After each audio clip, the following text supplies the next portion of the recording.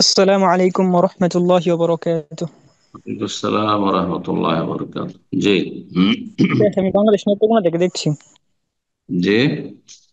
বাংলাদেশ নেত্রকোনা থেকে বলছি। হুম, বলেন। শেখ, আমার দুইটা প্রশ্ন, আমি কি ছোট ছোট দুইটা প্রশ্ন আমি কি করতে পারি? দেখি একটা শুনি।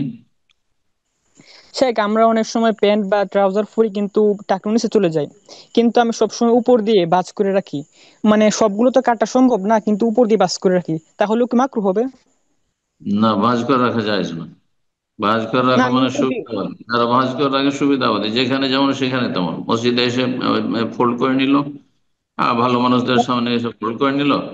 আর তারপরে যখন খারাপ জায়গায় গেল তখন বাস, অফিসে গেল তখন অফিসে স্মার্ট মনে করছে যে এটা স্মার্টনেস। না, মোটি না, আমি জায়গা নয়। সবসময় ভাঁজ করে রাখি স্যার। টাকনার ওপরে কাপড় কেটে নিয়ে ইসলামী কাপড় বানাবে, নিজের জীবনটা ইসলামী বানাইতে হলে কাপড়টাকে ইসলামী বানাইতে হবে, অন ইসলামিক থেকে, ঠিক আছে।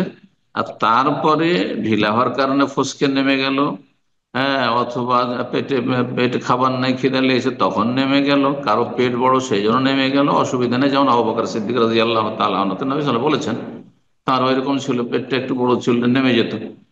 তখন নবী সাল্লাল্লাহু আলাইহি ওয়াসাল্লাম বলেছেন, আনতা লাস্তা মিন, তুমি সেই যাদের জন্য শাস্তি রয়েছে তাদের অন্তর্ভুক্ত না।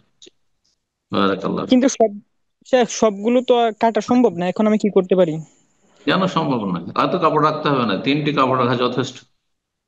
আরে স্যার, আমি আরেকটা বলি প্রশ্ন করি নাকি? 10টি 20টি কাপড় রাখা অপচয়, গরিবকে দিয়ে দেন সব। জি স্যার, স্যার আরেকটা প্রশ্ন করতে পারি?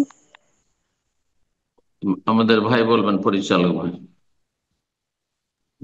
সরি, আপনি অনেক অলরেডি সময় নিয়েছেন। জাযাকাল্লাহ খায়ের। ইনশাল্লাহ পরবর্তী প্রোগ্রামে আর একের অধিক প্রশ্ন করার সুযোগ আসলে নেই, এটা আমরা চেষ্টা না করি। জাযাকাল্লাহ খায়ের।